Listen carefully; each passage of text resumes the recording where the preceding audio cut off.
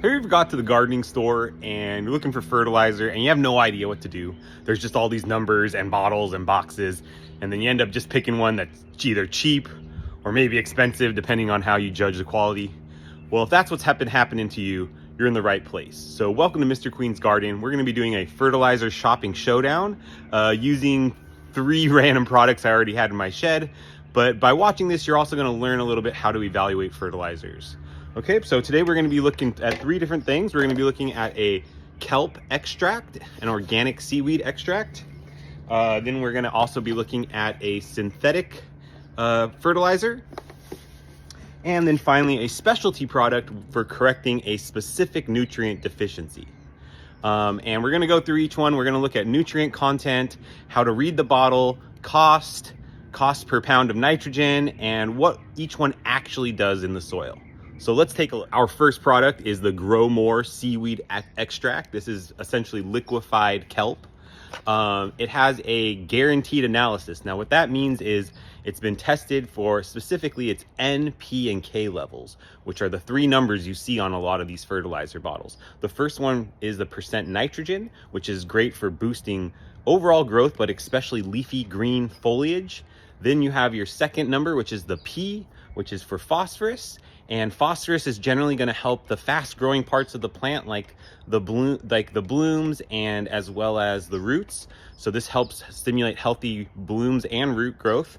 And then finally you have the K, which actually stands for potassium, because in other languages it's called kalium. That's why it's K. But potassium is just good for overall plant health. It makes the plant strong, disease resistant, and adds a little bit to everything. So you might see on a lot of boxes 3 numbers, and those represent NPK. All right, so for the first one, we're gonna be looking at the NPK on this guy, and it says 0.10 and 0.44. That's pretty low, but we'll explain why in a minute. This bottle was 1 gallon for $42, and it weighs about 8.9 pounds, which we'll do the math later of breaking down the cost. All right, so when you read the instructions, it says you apply it at about 1 ounce per gallon of water every few weeks, and it can be used either as a foliar spray or a soil drench. You can drench your seedlings' roots in it right before planting. So here's the key thing. You might still be wondering, why were those numbers so low? 0.10 and 0.44. Well, the deal is this isn't really a primary fertilizer.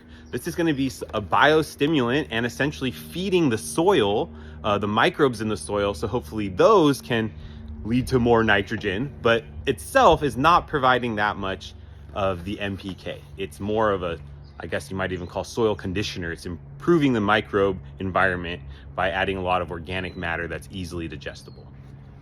All right, next up, we've got the off-brand Miracle Grow Stay Green. This was Lowe's brand, and it is a synthetic fertilizer. When you open it up, it actually has several smaller bags that look like this. It's a blue granular substance, and you add it to water, and it dissolves pretty quickly. So these are water-soluble nutrients, and this is what you might think of when you hear of just good old Miracle Grow. This is the type of blue powder. So the breakdown, the analysis for the NPK is, it says right there on the front, 24-8-16, which means 24% nitrogen, our leafy green grower, 8% phosphorus, which helps the roots and blooms, and then 16% potassium, which is going to just be overall good for plant health and nutrition. So it says you feed it every 1 to 2 weeks, so it's actually suggesting even more often than the kelp, and since it is water soluble, and it looks like majority in the form of urea nitrogen, phosphate, and soluble potash, that you're going to be able to get this straight to the plant. It was 5 pounds for only $18. Again, I think it's a tablespoon per gallon that you add, so it goes a long way. And let's see, these are big numbers. So this is a fast growth fertilizer. It has really big nitrogen up front. So this is I guess it's considered a general plant food. It's going to make flowers and vegetables. It's not really supposed to be specific for anything. It promotes a really fast response. So people love it because you spray on your plants and you come out a few days, everything does look bigger and greener. So it's definitely a satisfying product. Is it actually the best for the soil? Well, it doesn't build organic material at all because all of the the stuff is water soluble, it's gonna leach away a lot faster too. Okay, next up we have the Maxi Cal. Its NPK is 10-0-0. But what makes this one special is that it also has 10% calcium and a slew of other micronutrients, including over 1% magnesium, which is relatively high for most fertilizers. So this isn't a regular fertilizer. It's specifically designed to correct calcium deficiencies like blossom end rot in tomatoes and peppers. It was $10 for this 1 pound bottle. And again, it's not a balanced fertilizer. It's a specialty product, especially for fixing a specific crop issue. But interesting that 10% nitrogen it does have is 8.76% nitrate nitrogen, which is extra available to the plant because it doesn't need to go through any microorganisms kind of to get converted to a form the plant can use. So it's like an interesting blend that's definitely supposed to boost, I guess, plant and vegetable production health in a quick way. All right, now let's talk about cost effectiveness. So we want to, they're all different sizes and different percentages. So let's try to convert this. So we're talking about dollars per pound of nitrogen. Okay, so we have the 24% nitrogen at 5 pounds. We have the $18. We have the kelp, which was $42 for 9 pounds of 0.1% nitrogen, and the Maxi Cal, which was $10 for 1 pound of 10% nitrogen.